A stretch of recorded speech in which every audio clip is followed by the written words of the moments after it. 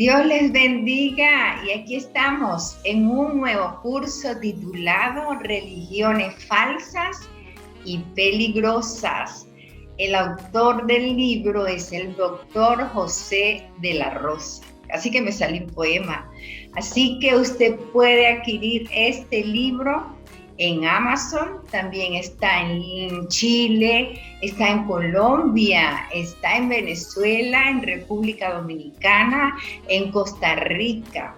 Usted por las plataformas recibe información de cómo es el proceso para la adquisición de este libro, que es muy valioso en cuanto a su contenido porque nos da todas las referencias muy bien detalladas en cuanto a las religiones que están en el mundo, cómo están ellas formadas, y hay ciertas denominaciones con características que nos advierten del peligro de muchas de ellas. Y esto es muy importante para nosotros como cristianos, porque debemos aprender de los apóstoles. ¿Por qué? Porque ellos vieron que en la iglesia esta era la iglesia primitiva, se estaban introduciendo falsas doctrinas y ellos defendían inmediatamente, hacían amonestaciones y hasta expulsiones. Entonces, para este tiempo, recuerden que también los tiempos son muy peligrosos para el cuerpo de Cristo como iglesia, y que tenemos que tener la información, más que información, el conocimiento válido, porque las escrituras las tenemos aquí en nuestra mente, en nuestro corazón, para que nosotros podamos defender, en este sentido defendernos que es a palo, ni a botellazo, sino con el argumento real, porque tenemos a un Dios real y a un Dios vivo. Así que les invito a esta clase número 1 y recuerden que cada clase, al terminarla, tienen un quiz. Estos quiz son muy sencillos, nada de qué preocuparse. Así que lo importante es lo que estamos aprendiendo y cómo estamos creciendo. Amados, les invito a este día el saber pues varias definiciones, el conocer y comprender varias definiciones que vamos a estar trabajando en esta primera clase. Es muy importante para nosotros entender lo que es la cosmovisión. Todas las sociedades, por cierto, buscan explicar el universo. Y esta es la cosmovisión, viene siendo un conjunto de opiniones, de creencias que van conformando un concepto general acerca del mundo. Por supuesto, cada persona tiende a hacer una cosmovisión de la época, de la cultura, de la sociedad donde se encuentra, del universo. De allí que yo puedo decir, bueno, yo tengo mi cosmovisión en el aspecto económico del mundo, yo tengo mi cosmovisión en el aspecto político, pero asimismo hay una cosmovisión en cuanto a la religión. Y de allí que la palabra religión viene del latín religio. Ella está formada por el prefijo re, que indica intensidad, y el verbo ligare, que significa ligar o amarrar, y el sufijo ion, que es acción y efecto. Entonces, religión significaría algo así como acción y efecto de ligar fuertemente o de estar amarrado con Dios. Las religiones son doctrinas constituidas por conjuntos de principios, creencias y prácticas, entre cuestiones que tienen que ver con lo existencial, con lo moral y con lo espiritual.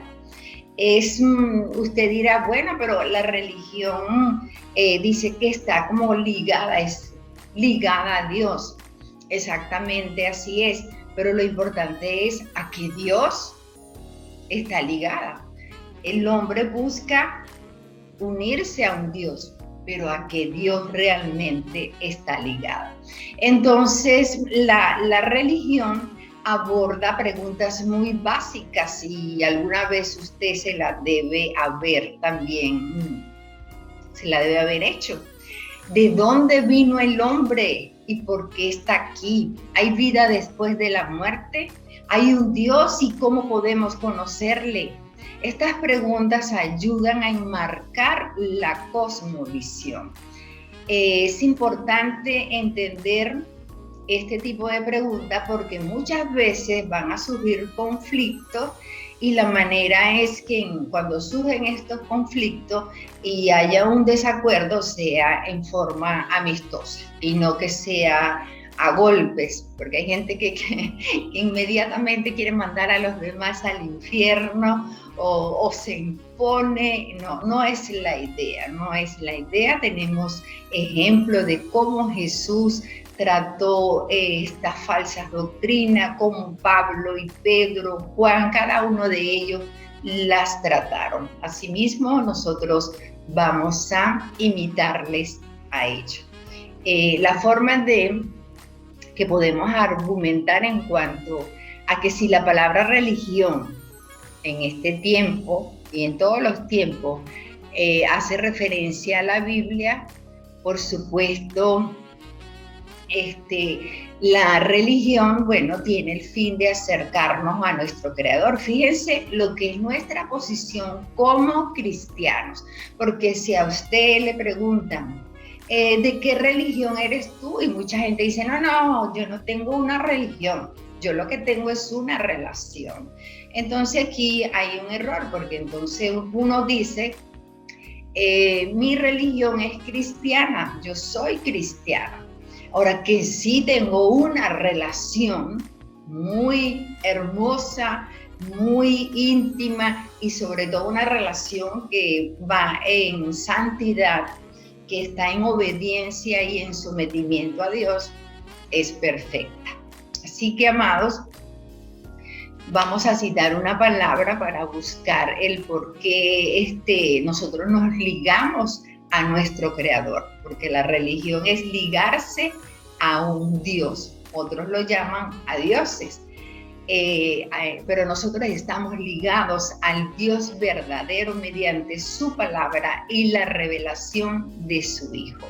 En Hebreos capítulo 1, versículo 1 al 3 dice, Dios, habiendo hablado muchas veces y de muchas maneras en otro tiempo a los padres por los profetas, en estos postreros días nos ha hablado por el Hijo, a quien constituyó heredero de todo y por quien asimismo hizo el universo, el cual siendo el resplandor de su gloria y la imagen misma de su sustancia, habiendo efectuado la purificación de nuestros pecados por medio de sí mismo, se sentó a la diestra de su majestad en las alturas.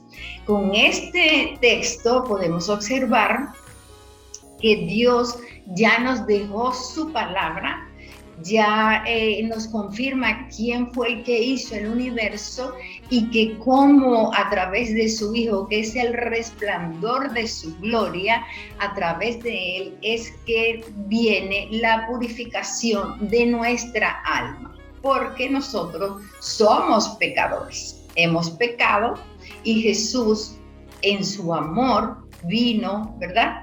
Y murió en la cruz del Calvario. Allí recibió todas las maldiciones, todos los pecados nuestros, Él los recibió y Él era sin pecado. Porque recuerden que en Romanos dice, más nosotros fuimos destituidos de la gloria de Dios por cuanto todos somos pecadores. Entonces, de allí la importancia de por qué nosotros sí tenemos a un Dios poderoso, a un Dios real. Que luego más adelante muchos se preguntan, ¿pero realmente existe Dios? ya vamos a observar.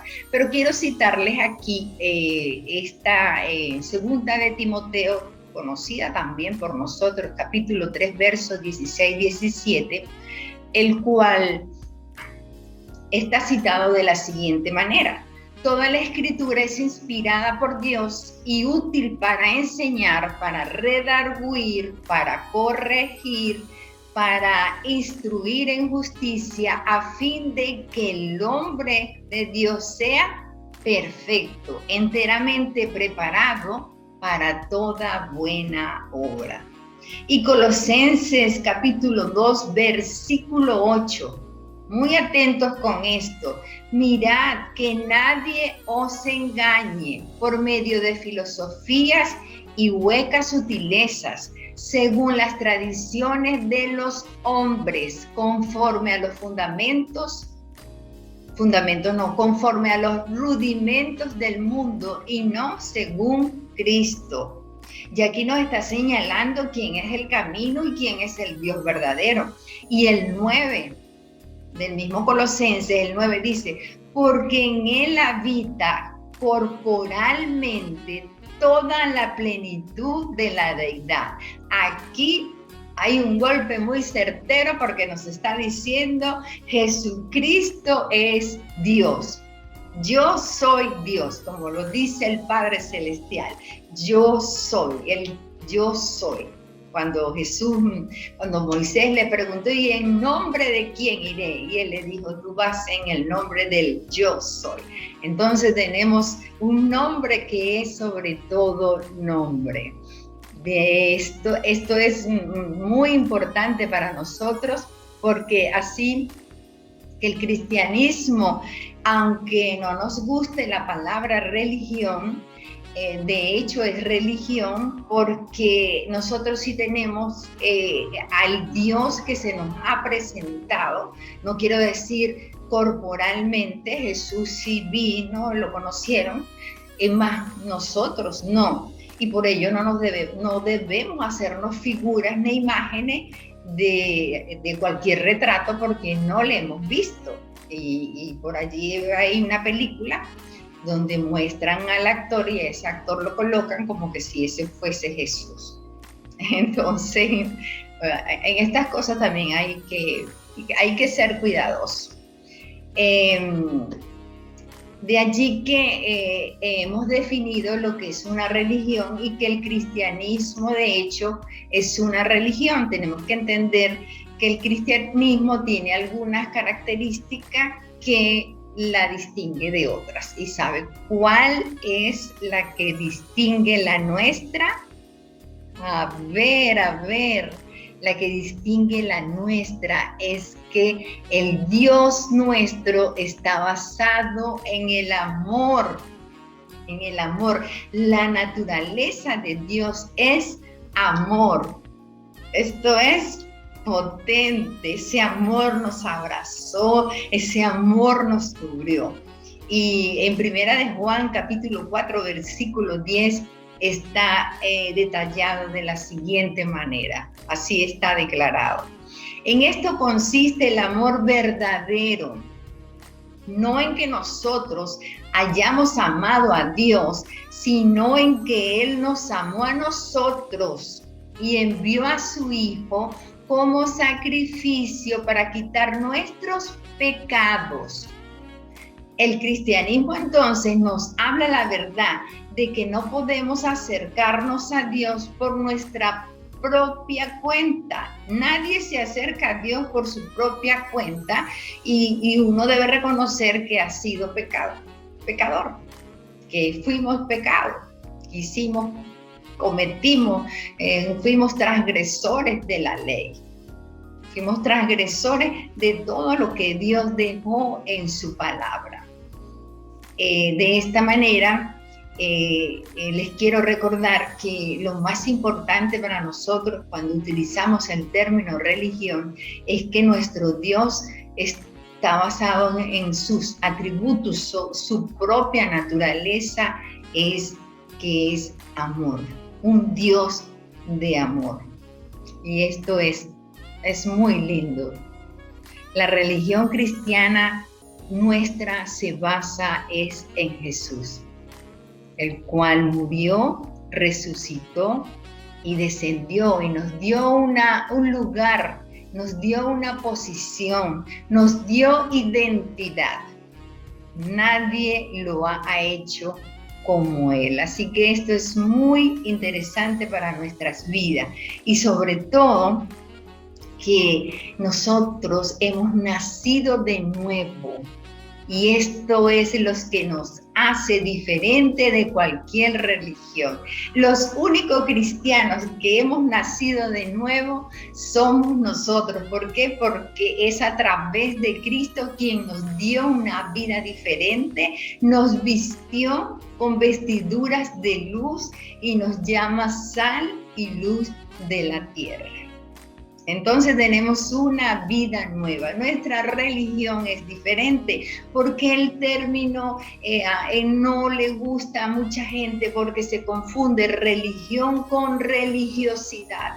Hay muchos cristianos que tienen muchas estructuras religiosas, demasiada religiosidad.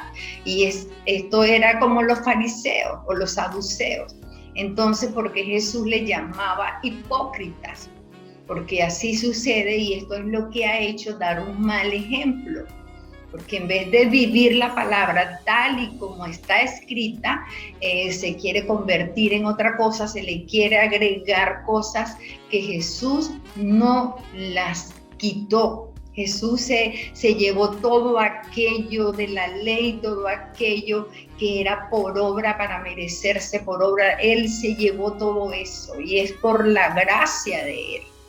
Y aquí la fe, por cierto, es muy importante. Así que, amados, vamos al siguiente término que tiene que ver con la herejía. Muy pendiente con esto de la herejía.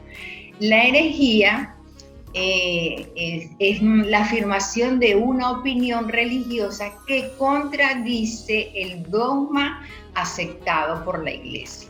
Otra definición es el desacuerdo o la desviación de una teoría práctica u opinión imperante. Esto es un buen punto de partida para nosotros. Estas definiciones identifican dos elementos importantes. Primero, una posición dominante y una posición contraria. Escuchen bien lo que hace la herejía. Tiene una posición dominante y tiene una posición contraria. Con respecto a la religión, cualquier creencia o práctica que vaya en contra de la posición oficial de la Iglesia es considerada una herejía. En cuanto al cristianismo bíblico, ¿qué será una herejía? Aquí lo vamos a observar en 2 de Pedro, en el capítulo 2, dice de la siguiente, capítulo 2, versículo 1. Como habrá entre vosotros falsos maestros que introducirán encubiertamente herejías destructoras y aún negarán al Señor que los rescató, atrayendo sobre sí mismos destrucción repentina. Fíjense que esto lo vivía la iglesia primitiva. Esto también estaba en el siglo I. Y ellos estaban muy atentos a lo que allí estaba sucediendo. Entonces, en este versículo vemos que la herejía es algo que niega la enseñanza de Jesús. Entonces, allí hay una contradicción, hay oposición. Y fíjense que ellos se introducen, ellos no es que vienen directamente a decir, esta es mi posición y aquí vengo yo y esta es la verdad que yo... No, ellos vienen muy sutilmente, tal como Satanás trabajó a Eva, así trabaja la herejía. Muy... ojo con esto, ojo y oído con esto. De la misma manera, en 1 Corintios capítulo 11, versículo 19, el apóstol Pablo reprende a la iglesia por permitir herejías entre ellos, herejías que provocaron divisiones en el cuerpo de Cristo. La herejía es negar las doctrinas que Dios ha dado y las herejías provocan ¿qué? Divisiones en la iglesia. enfatizo mucho en ello. La herejía es peligrosa y destructiva. Las Escrituras nos advierten ampliamente en contra de ellas. Le voy a dar un ejemplo. En Primera de Juan, vamos a leer esta versión. Esta es la Reina Valera. Exactamente. Dice Primera de Juan, capítulo 4, del 1 al 6. Amados, no creáis a todo espíritu, sino probad los espíritus si son de Dios, porque muchos falsos profetas han salido por el mundo. En esto conoced el Espíritu de Dios. Qué importante, no creáis a todo espíritu, sino probad los espíritus si son de Dios, porque muchos falsos profetas han salido por el mundo. En esto conoced el Espíritu de Dios. Todo espíritu que confiesa que Jesucristo, este espíritu es con la E minúscula que se refiere a uno, al Espíritu nuestro, no al Espíritu Santo. Todo espíritu que confiesa que Jesucristo ha venido en carne es de Dios. Muy bien explicado. Aquí el apóstol Juan lo dejó bien aclarado.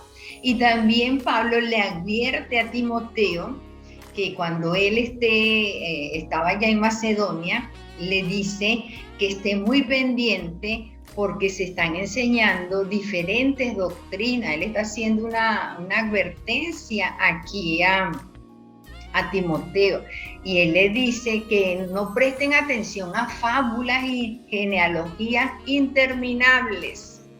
Y de verdad que sí, porque todavía están interminables, que acarrean disputas. Más bien que deberían ser, las doctrinas son para edificar el cuerpo de Cristo. Y dice, te encargo esto, Timoteo, yo te encargo esto, porque estaba muy preocupado por lo que estaba sucediendo en la iglesia. ¿Y cómo trata la Biblia a los herejes? ¿Cómo los trata? En Tito, capítulo 3, versículo 10 dice, al hombre que cause divisiones después de una y otra amonestación, deséchalo. Así. Esa es la disciplina de la iglesia. Cuando una persona en la iglesia se aparta de la enseñanza bíblica, la respuesta correcta es, en primer lugar, ¿verdad?, tratar de corregirlo, pero si se niega a escuchar después de darle las advertencias necesarias, no hay nada más que hacer sino sacarlo de la iglesia. Perdón.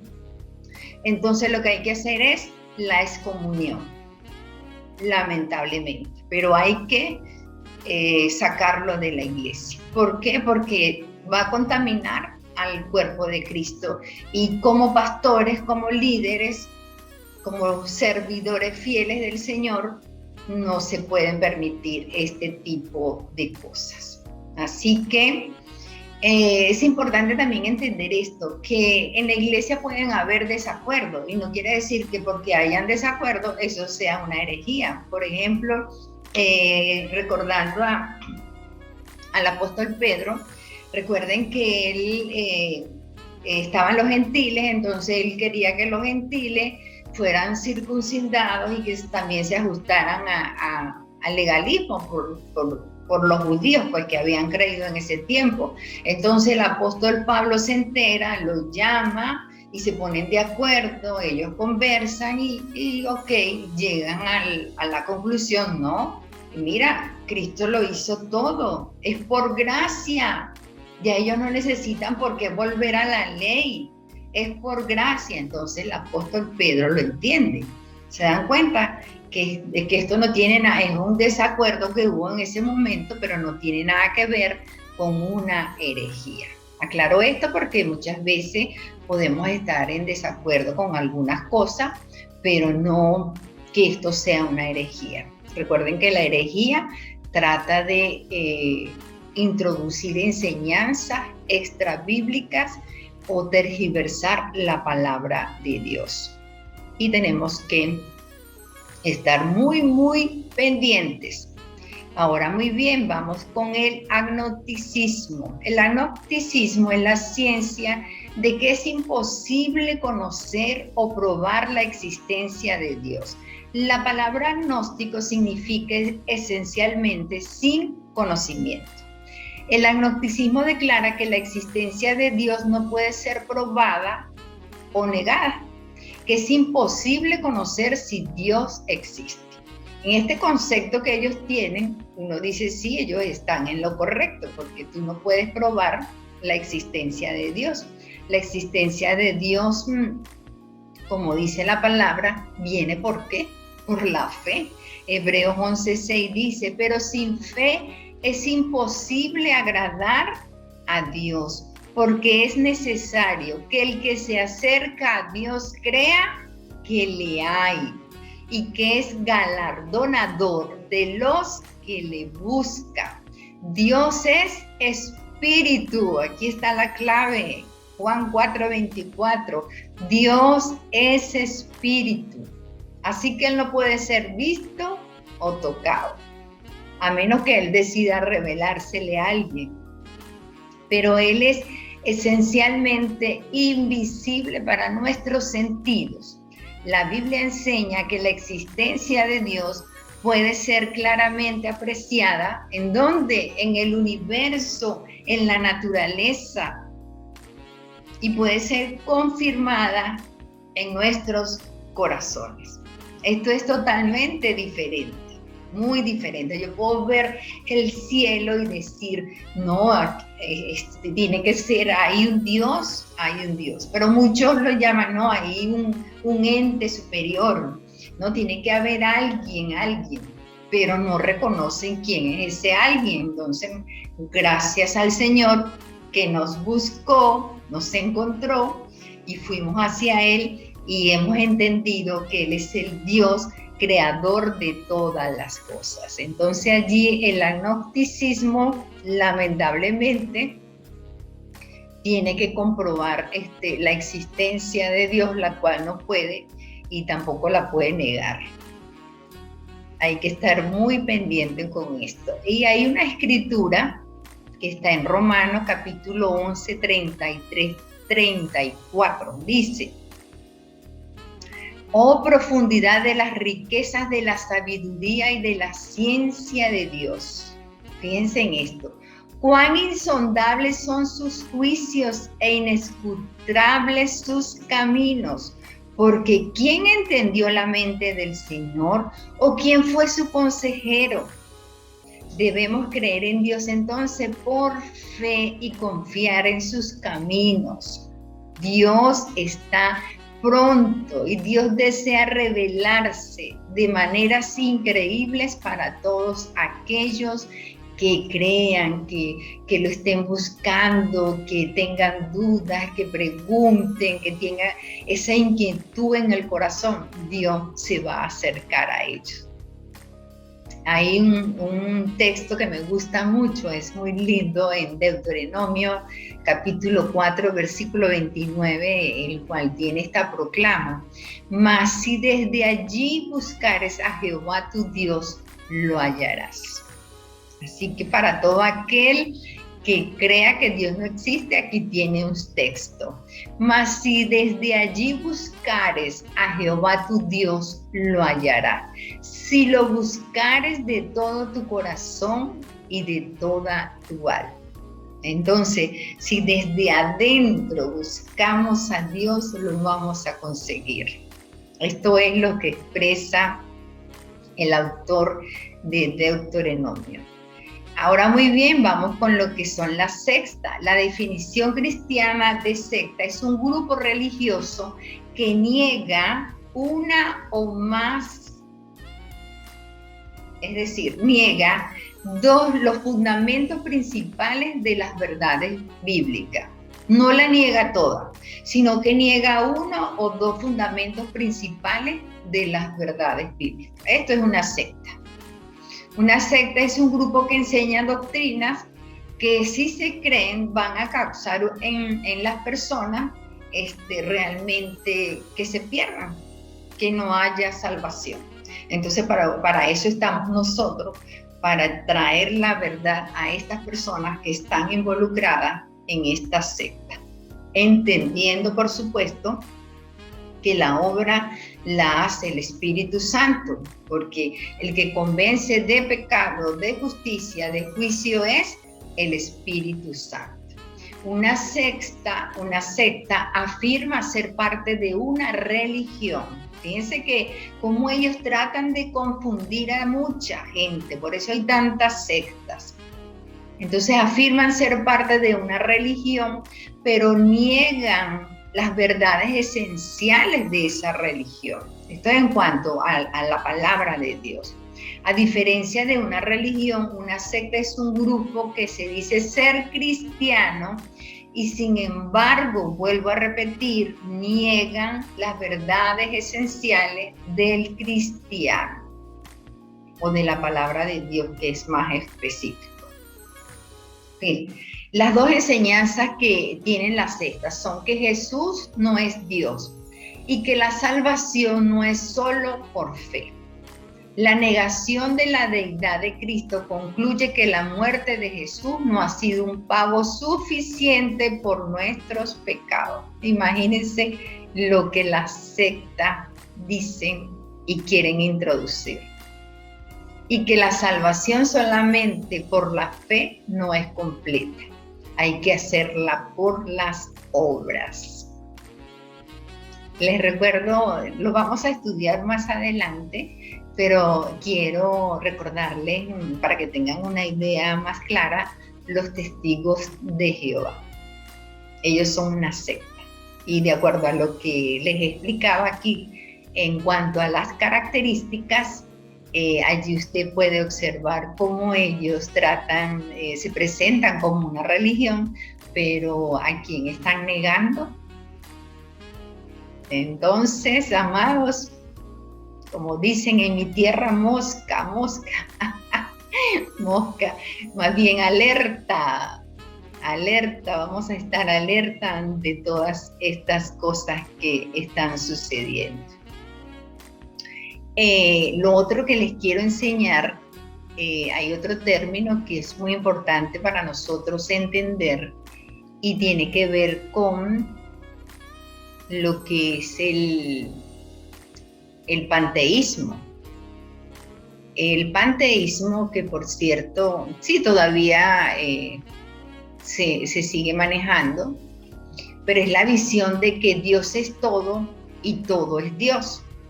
Entonces, el panteísmo es la oposición detrás de muchas falsas religiones. Por ejemplo, el hinduismo, el budismo, también lo vamos a estar viendo. Pero, ¿qué enseñan ellos? ¿Qué enseñan ellos? Ellos dicen, no, este árbol es Dios. Esta roca es Dios. Este animal es Dios.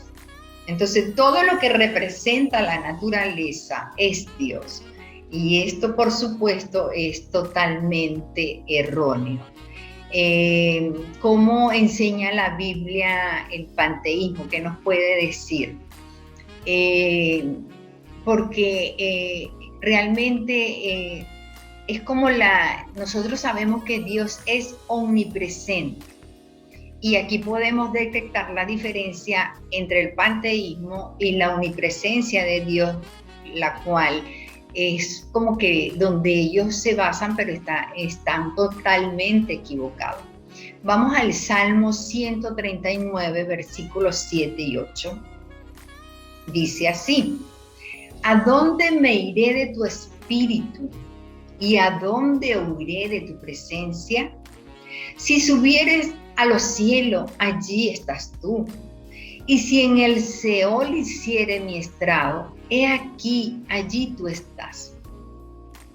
Entonces, la omnipresencia de Dios significa que Él está presente en todas partes. No hay lugar en el universo donde Dios no esté presente. Pero esto no es lo mismo a lo que el panteísmo está diciendo. El panteísmo dice, esta roca es Dios. porque está aquí en la naturaleza, porque este árbol está en la naturaleza, este animal está... No tiene nada que ver. La omnipresencia de Dios es porque Él está presente en todo, porque Él fue el creador de todo. Él está presente en todo lugar del universo. Si no hay lugar donde Él no esté, y al mismo tiempo, entonces eso no quiere decir que porque Él es omnipresente, no, este árbol es Dios porque el árbol representa a Dios. Qué locura, ¿verdad? Bueno, eso es el panteísmo.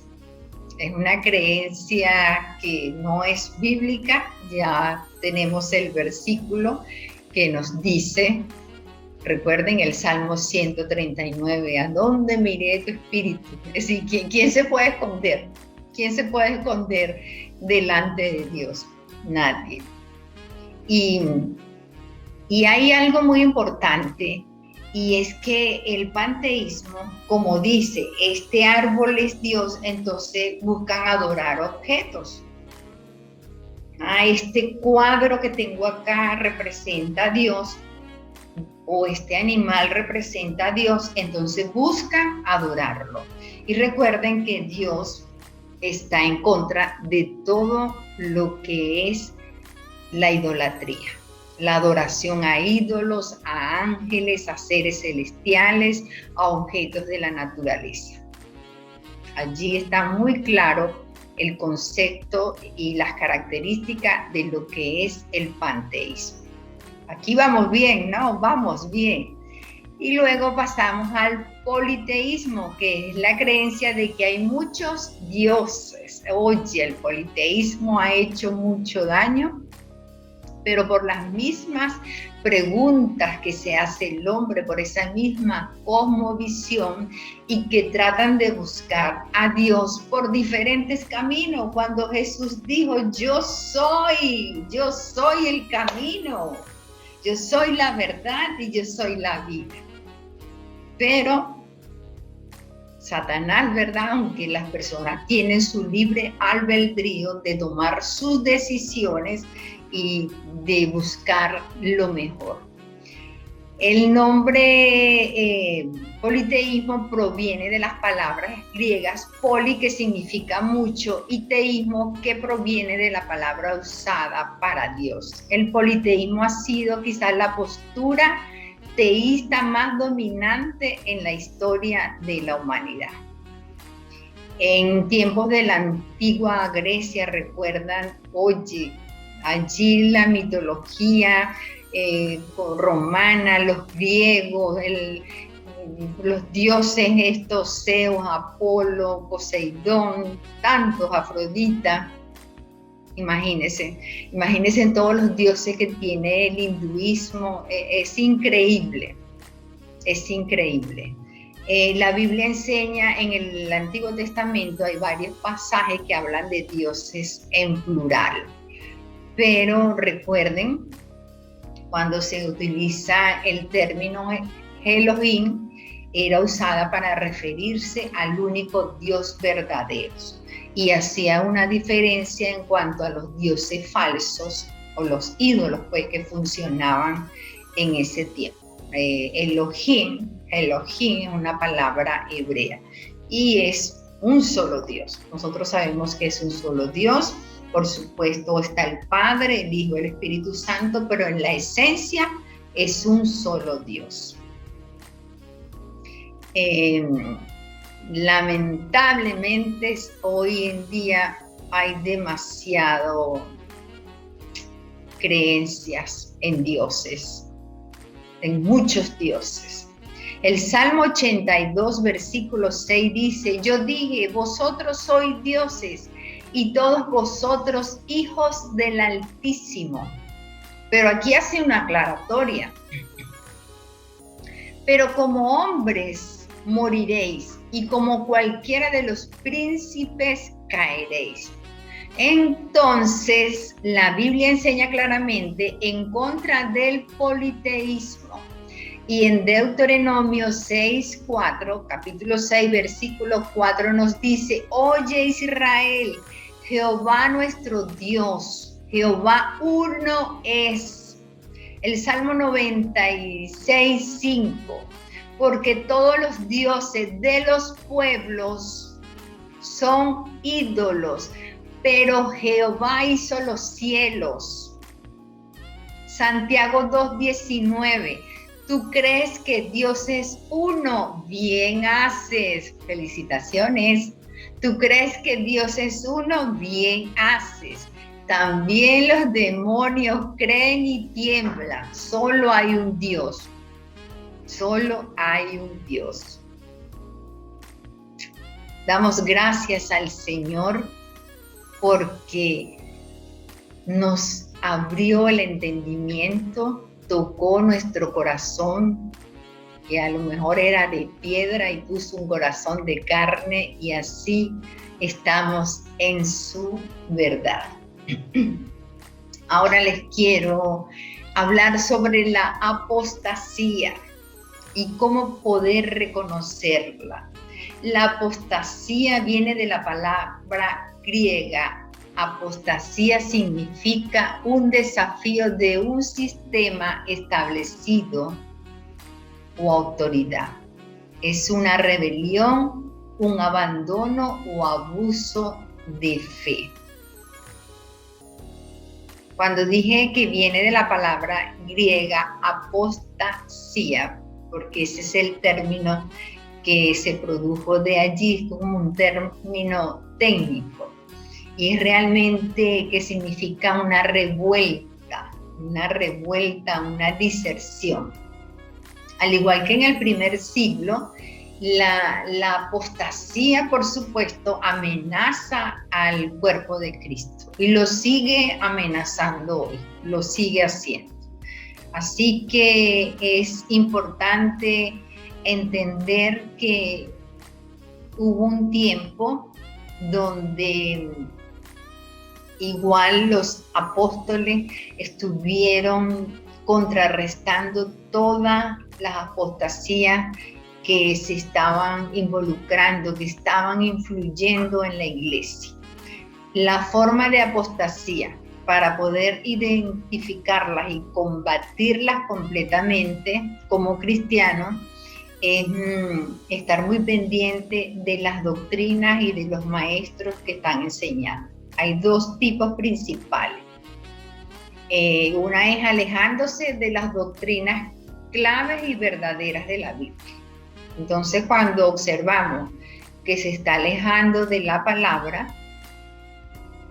ya allí uno dice, aquí está pasando algo extraño, porque es una enseñanza herética. Y ellos se proclaman como que esto fuese real. Y como segundo aspecto, una renuncia completa a la fe cristiana que resulta en un abandono de Cristo, negando totalmente lo que Cristo ha hecho. Las características de la apostasía y de los apóstatas la podemos conseguir en Judas. Recuerdan a Judas, que es el líder de la iglesia primitiva.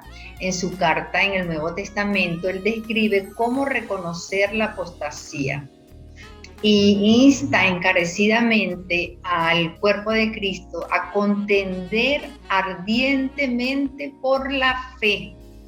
La palabra griega traducida, contendáis ardientemente, es un verbo compuesto del cual obtenemos la palabra agonizar. Imagínense. Es decir, que debemos agonizar ante cualquier apostasía que esté infiltrándose en la iglesia, que esté tergiversando la palabra de Dios. Que cómo lo presenta Judas acá, que contendamos ardientemente. Por otra parte, Judas aclara que todo cristiano está llamado a defender la palabra de Dios. Y que esto es fundamental, que ustedes afilen sus habilidades, dice el apóstol, de discernimiento para que puedan reconocer y prevenir la apostasía en medio de ellos. Después de instar a sus lectores a contender ardientemente por la fe, Judas destaca la razón, porque algunos hombres han entrado encubiertamente, los que desde antes habían sido destinados para esta condenación, hombres impíos que convierten en libertinaje la gracia de nuestro Dios y niegan al Dios único y soberano, a nuestro Señor Jesucristo. Muy, muy bien explicado. Les recomiendo leer toda la epístola de Judas, porque exactamente es uno de los libros que nos proporcionan pues las características de lo que es la apostasía y de los maestros apóstatas. Judas dice que ellos han entrado encubiertamente. No hay ningún otro libro que lo ejemplifique de una forma tan clara como lo ha hecho él. Entonces, es importante como cristiano el detectar a estos falsos maestros. En otras palabras, Judas dice que es raro que la apostasía comience de una manera abierta. Recuerden que les he venido diciendo que siempre ellos van a entrar muy sutil. Es la táctica de Satanás. Entrar, ¿verdad? Como confundió a Eva, vino a hablarle, y bueno, allí tocó su autoestima, y mira, y quién dice que eres, y que dice que tú no puedes hacer, pero sí lo puedes hacer. Imagínense la conversación y cuánto tiempo duró esa conversación. Así comienzan los apóstatas. De allí que el apóstol Pablo también habla del comportamiento exterior de ellos y de sus enseñanzas, porque él dice de esta manera, porque estos son falsos apóstoles, obreros fraudulentos que se disfrazan como apóstoles de Cristo y no se entienden en el sentido, cuando el apóstol Pablo dice esto, que se disfrazan como apóstoles, como cuando Jesús decía, ¿verdad? Que lo que son eran lobos rapaces, pero vienen como una ovejita. Así, muy obedientes, como que todo está bien, sí, yo me sujeto, sí, yo creo en esto, y luego allí es donde ellos empiezan a disfrazarse como ángel de luz, igualito a Satanás, ángel de luz, y de esa manera vienen a confundir al cuerpo de Cristo. Así es. Tenga mucho cuidado con esos ángeles que aparentan ser ángel de luz, pero que realmente es el mismo Satanás. Otro aspecto que también Judas, quiero señalar aquí, que describe a los apóstatas como impíos, aquellos que usan la gracia de Dios como una licencia para cometer actos injustos. Judas enumera 18 rasgos poco favorecedores para los apóstatas. Vamos a ver esos 18 rasgos. Es que hay algunos aquí que son bastante fuertes, pero yo se los voy a mencionar. Primero dice impíos, moralmente pervertidos, niegan a Cristo, mancillan la carne, son rebeldes, gente que blasfema a los ángeles, son ignorantes de Dios, proclaman visiones falsas, autodestructivos, autodestructivos, murmuradores, personas que usan palabras arrogantes y adulaciones falsas, así como Jezabel. Ese espíritu de Jezabel está mucho en las iglesias. Burladores de Dios, los que causan divisiones, sensuales y finalmente carentes del Espíritu Santo de Dios. Allí están todas las características de lo que es un apóstata. Pervertidos. Es que la palabra impíos, imagínense, ya encierra tantas cosas. Blasfeman, ignorantes de Dios, porque dicen conocer a Dios y no lo conocen. Y proclaman visiones, yo vi aquello. Bueno, ahora, actualmente, ha salido una cantidad de profetas que no tienen que pesar la profecía. La profecía, la misma palabra dice, hay que juzgarla a través de la palabra de Dios. Todos los días yo tengo esta visión, yo vi, yo soñé, y viene esto, y vi aquello. Y muchos detrás de estos profetas. Porque tienen comezón, pero de oír lo que ese hombre está diciendo. Y la comezón de oír debe ser la palabra de Dios. Allí es donde debemos tener comezón por oír, hambre por comer la palabra de Dios. Así que estemos muy pendientes, muy pendientes con todo lo que quiera venir a la iglesia, al cuerpo de Cristo, a usted mismo, perteneciente al cuerpo de Cristo. ¿Qué está escuchando? ¿De dónde lo está escuchando? ¿Qué está aprendiendo? Vaya a la palabra. El Espíritu Santo le va a dar iluminación. Le va a colocar la persona que le puede explicar si tiene alguna duda, si hay alguna confusión. Pero el Espíritu Santo le va a guiar a toda verdad. Así que, amados, nuevamente estemos muy alertas ante estas religiones que son falsas y peligrosas, porque en vez de obtener el cielo, se puede ir al infierno y destruir. ¿Cuántas sectas han salido? Salió una vez un líder en Estados Unidos, un gran líder, y condujo a la iglesia, a muchos, a todos los que estaban allí. Era una secta realmente. Pero con el término religión de que se acercaban a Dios, entonces cuántos digan que Cristo viene en el año, en 1903, y bueno, se preparó una cantidad de gente, y cuántos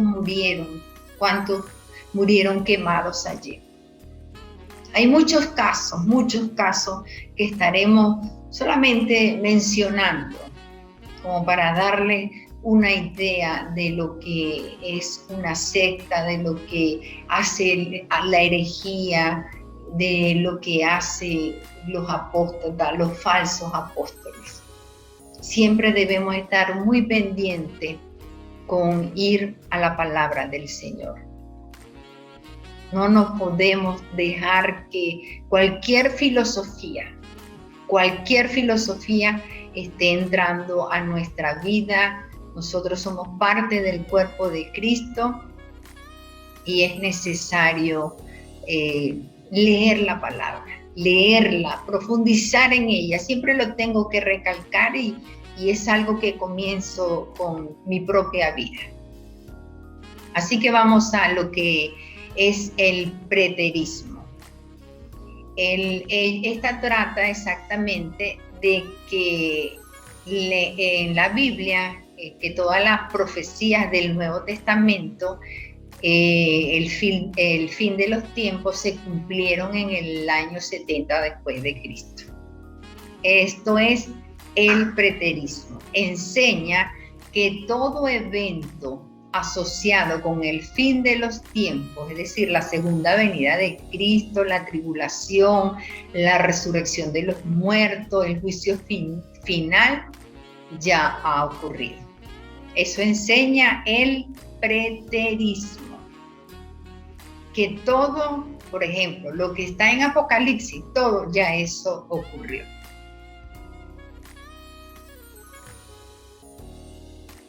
Y que el pacto que Dios, por ejemplo, el cielo nuevo y la tierra nueva, de que se habla en Apocalipsis 21, es para el preterista una descripción del mundo bajo del nuevo pacto. Así como un cristiano es hecho una nueva criatura, así el mundo bajo del nuevo pacto es una tierra nueva. Este aspecto del preterismo puede fácilmente llevar a creer en la teología del reemplazo. Los preteristas usualmente señalan un pasaje que hizo Jesús en el discurso de los olivos. Ellos lo utilizan para reforzar su argumento. Recuerden que cada uno de ellos agarra una parte de la Biblia, sí, qué viveza, agarran una parte de la Biblia, bueno, y la interpretan a su modo. Entonces, ellos, después de que Jesús describe algunos de los acontecimientos del fin de los tiempos, dice: de cierto os digo que no pasará esta generación hasta que todo esto acontezca. Esto está en Mateo 24:34. Entonces los preteristas agarran este texto que nuestro Señor Jesucristo está diciendo, y de allí que ellos sacan sus conclusiones y su creencia. El preterista toma esto como que todo lo que Jesús habla en Mateo 24 tuvo que haber ocurrido dentro de una generación desde que lo dijo. La destrucción de Jerusalén en el año 70 después de Cristo. Allí ellos dicen que ese fue el juicio final. Ese es el argumento de los preteristas. Entonces los problemas con el preterismo son muchos. Para empezar, el pacto de Dios con Israel primero es un pacto eterno. El pacto que Dios ha hecho con el pueblo de Israel es eterno. Usted lo puede leer en Jeremías capítulo 31. Habrá una futura restauración del pueblo de Israel. Esto está en Isaías capítulo 11. Fíjense, tenemos la palabra que contrarresta esas falsas enseñanzas. Ellos toman un texto y de allí se salen fuera de todo contexto, pero la cuestión es cómo lo interpretan. Y el apóstol Pablo advirtió contra los que, como Himeneo y Fileto, enseñaban falsamente que la resurrección ya se había efectuado. Allí estaba pasando eso. Y esto que hacía que trastornaban a muchos. Y entonces trajo confusión. Y el apóstol Pablo tenía que venir a ordenar, escribir cartas: he escuchado esto, he oído esto, por favor, encárguense de esto, no permitan que esto es así, se los explicaba.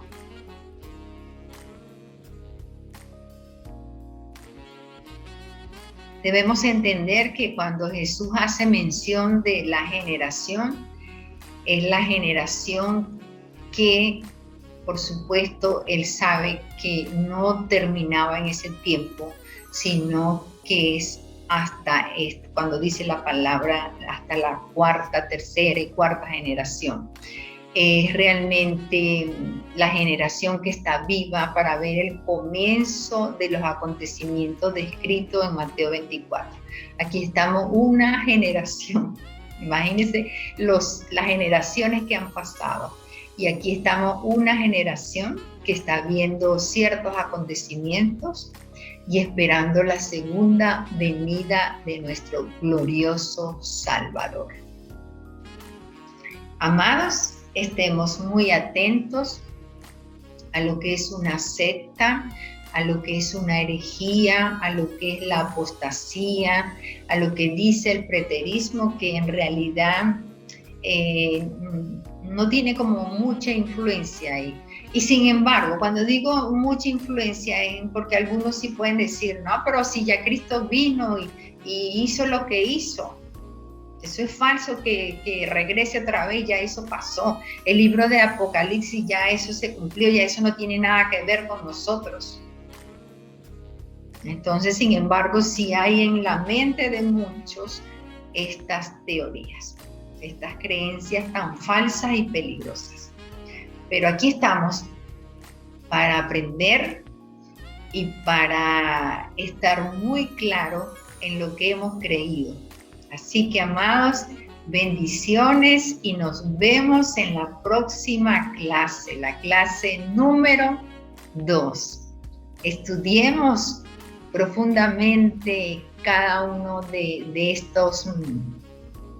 estas religiones, de estas creencias, qué es lo que hace, pero sobre todo tengamos la base bíblica que contrarresta cada una de ellas.